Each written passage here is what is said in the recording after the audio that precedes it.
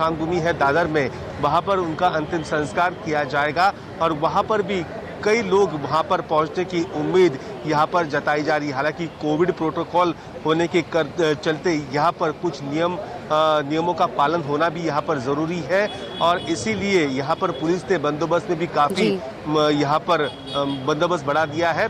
अब यहाँ से पार्थिव 12 बजे निकल जाएगा और उनके घर पर वहाँ पर उनके जो नज़दीक के लोग हैं या फिर इक्का दुक्का जो उनके रिश्तेदार हैं वो वहाँ पर पहुँच चुके हैं। बताया जाता है कि राज ठाकरे अब अस्पताल नहीं आएंगे। जब लता जी का पार्थिव जब उनके घर पर पहुँच जाएगा तब राज ठाकरे वहां पर पहुंच जाएंगे। राज के साथ सचिन तेंदुलकर भी वहां पर हो सकते हैं, लेकिन राज ठाकरे वहां पर पहुंचने वाले हैं। इसकी जानकारी राज के करीबियों ने हमें दी है और जल्द ही तैयारी को पूरा कर लिया जाएगा, ये प्रशासन ने यहाँ पर कहा है। आज का दिन कह सकते हैं सिर्फ महाराष्ट्र नहीं बल्कि पूरे भारत नहीं पूरे विश्व के लिए कह सकते हैं कि एक दुखद दिन है। लता दीदी की पहचान सिर्फ यहाँ नहीं थी बल्कि अन्य कई राज्यों में, यहाँ कह सकते देश भर में पूरी लता दीदी यहाँ पर ज्ञान सम्राज्ञी के नाम से मशहूर थी। आपने देखा ही जैसे ही निधन की खबर आई तो एनसीपी सुप्रीमो शरद पवार खुद यहाँ पर आए, उनके साथ संजय राउत भी मौजूद थे, उनके साथ प्रफुल्ल पटेल भी यहाँ पर आए, नितिन गडकरी भी आए, यहाँ पर अनुराधा पौडवाल भी पहुँच चुकी, खुद उद्धव ठाकरे की पत्नी। हालांकि उद्धव ठाकरे की तबीयत, मुख्यमंत्री की तबीयत नासाज होने के चलते वो यहाँ पर नहीं आ सकती या नहीं आ पा रहे उनकी वो, हालांकि उन्होंने दुख भी जताया कि वो वहाँ पर नहीं आ पा रहे हैं, लेकिन उनकी पत्नी ने यहाँ पर जिम्मा संभाला है। वो खुद अस्पताल में जाकर पूरी परिस्थिति का जायजा वहाँ पर ले रही है। उद्धव ठाकरे भी यहाँ पर दुख जताया है कि माँ का आशीर्वाद आज उनके सर से चला गया है। इस प्रकार की भावना वहाँ पर उन्होंने व्यक्त की है। आपने देखा ही होगा बॉलीवुड जगत के कई बड़ी हस्ती, चाहे अजय देवगन हो, मनोज वाजपेयी हो या फिर और भी कई सितारे हो, उन्होंने सभी ने अपनी श्रद्धांजलि लता दीदी के प्रति यहाँ पर अर्पण की है। 60 साल से भी लंबा सफ़र उनका गानों का रहा है, संगीत का रहा है। संगीत की देवी उन्हें कहा जाता था।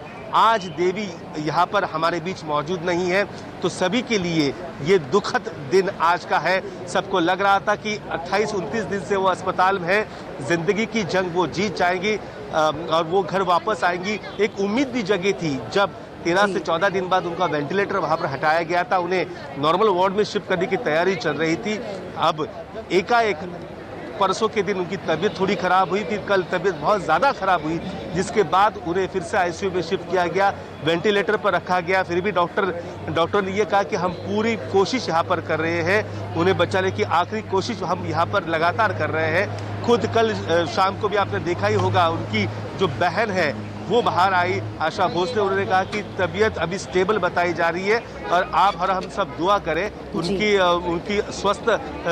वो स्वस्थ हो, इसके लिए उन्होंने दुआ भी मांगी। उन्होंने बात भी कही और भी लोग कई यहाँ पर आए थे, सभी ने यही कहा कि हमारी भी कोशिश चल रही है कि डॉक्टर से बातचीत चल रही है, लता दीदी जल्द ठीक हो जाएगी, स्वस्थ हो जाएगी। लेकिन ये दुखद खबर ये आज यहाँ पर सामने आई है। बताया जाता है कि सुबह 8:12 पर आखिरी सांस यहाँ पर लता दीदी ने ली और लता दीदी हमारे बीच नहीं रही। उसके बाद अस्पताल ने तुरंत इसकी जानकारी उनके परिवार के करीबी लोगों को दी। ये जानकारी मुख्यमंत्री कार्यालय को भी दी गई। उसके बाद मुख्यमंत्री की पत्नी खुद यहाँ पर पहुंची। एकाएक कर नेताओं का आना शुरू हो गया। संजय राउत ने सबसे पहले ट्वीट करके ये भी लिखा कि लता दीदी अमर रहे, ये ट्वीट उन्होंने किया। उसके बाद और 2 ट्वीट किए, जिससे ये साफ पता चल रहा था, इंडिकेशन मिल रहे थे कि लता दीदी हमारे बीच नहीं है। लेकिन केंद्रीय मंत्री नितिन गडकरी जब अंदर दाखिल हुए और उन्होंने महज 5 मिनट के भीतर लता दीदी हमारे बीच नहीं है और वो ट्वीट किया, उसके बाद ये खबर की पुष्टि हो गई। बेहद दुखद खबर की पुष्टि हुई कि लता दीदी हमारे बीच नहीं रही।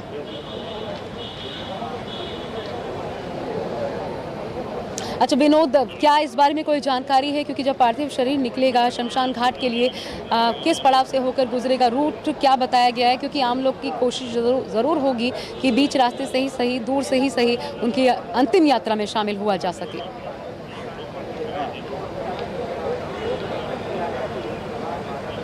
देखिए, भारत रत्न लता मंगेशकर का जो पार्थिव शरीर जब उनके घर पर चला जाएगा, वहाँ पर 2 से 3 घंटे रखने के बाद जो लोग बेहद करीबी लोग हैं वो दर्शन करेंगे। उसके बाद क्या ट्रक के जरिए एक फूलों, हमेशा भारत रत्न यानी अब मुख्यमंत्री ने जिस प्रकार से कहा कि पूरे राजकीय सम्मान के साथ अंतिम संस्कार होगा, तो शायद ट्रक में पार्थिव शरीर रखकर अंतिम यात्रा निकाली जाएगी या फिर एम्बुलेंस में पार्थिव शरीर रखकर सीधा शिवाजी पार्क के लिए एम्बुलेंस रवाना होगी। इसके बारे में अब तक कोई भी जानकारी फिलहाल नहीं मिली है, लेकिन जहां तक ये जानकारी है, राजकीय सम्मान के साथ जब अंतिम संस्कार होगा तो पार्थिव शरीर घर से निकलने के बाद एक सजे हुए फूलों से सजे हुए ट्रक में पार्थिव शरीर रखा जाएगा।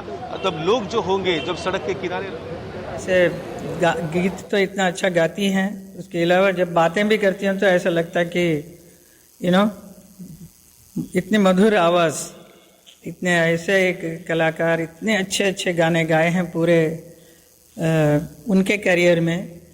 मेरा सौभाग्य है कि ऐसे एक व्यक्ति ने मेरे लिए, मैंने भी 200 पिक्चर से ज़्यादा काम किया है इस फिल्म इंडस्ट्री में। उसमें जितने भी हिट पिक्चर्स थे, जो हिट ना होने पर भी उन्होंने कितना गाना मेरे गाया है। तो ये मेरा सौभाग्य है कि ऐसे एक कलाकार के संगीत गीत जो उन्होंने गाया उसके ऊपर मेरा परफॉर्म करने का अवसर मिला। जैसे आप देख सकते हैं खुशबू, किनारा, लेकिन इस किस्म के बहुत सारे, गुलजार जी के, फिर मनमोहन देसाई के नसीब, मेरे नसीब में तू है कि नहीं, ऐसा एक गाना, देन शोले का जब Tak Hai Jaan. See all are my very big hit songs. इसके अलावा नाम गुम जाएगा, आपको और भी किसी भी किस्म का, अगर ये सैड सॉन्ग है, और आप जॉनी मेरा नाम में भी देख सकते हैं कितना अच्छा 3-4 गाने सब मेरे ऊपर था, और गाना लता जी का गाया हुआ। And all the songs were big hits from that time till recently जो भी पिक्चर मैंने किया है। क्या आप मानते हैं कि अब ऐसी आवाज़ आप भविष्य में सुन पाएंगे? बिल्कुल नहीं। सब लोग कोशिश ज़रूर करते हैं, बच्चे लोग भी बहुत अच्छा गाते हैं, बहुत सारे बच्चे लोग, लेकिन उनके जैसा गाना बहुत मुश्किल है। It was something very special. It's very difficult to get somebody like that. तो मानते हैं कि संगीत के एक अध्याय का सदी का अंत हुआ है? हाँ जी। आप मानते हैं कि संगीत के जो एक अध्याय था, एक सदी का अंत हुआ है, उन्होंने इतना लंबा समय दिया? हाँ जी, इतने साल के बाद वो हमारे साथ रहे, बीच में रहे, बट अभी सबको जाना तो है, बट उनका जाना बहुत ही दुखदायक है।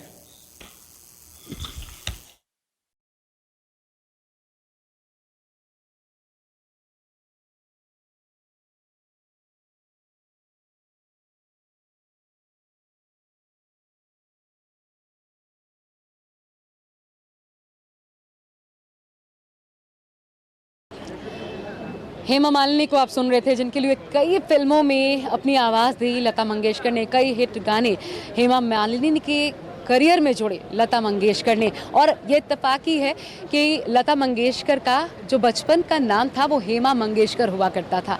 एक थिएटर में एक आर्टिस्ट के तौर पर काम करते हुए उन्होंने एक बच्ची का रोल प्ले किया था, जिसमें उनका नाम लतिका रखा गया था, और बहुत अच्छा किरदार था, जिससे उनके पिता बहुत प्रभावित हुए, और फिर लतिका का किरदार निभाने की वजह से नाम हेमा से बदलकर लता मंगेशकर कर दिया गया। और किसी को नहीं पता था कि ये बच्ची आगे चल करके एक दिन बॉलीवुड में नाम रोशन करेगी, न सिर्फ बॉलीवुड बल्कि संगीत की दुनिया में छा जाएगी, विश्व भर में जानी जाएगी। ऐसी लता मंगेशकर जो अब हमारे बीच नहीं रही।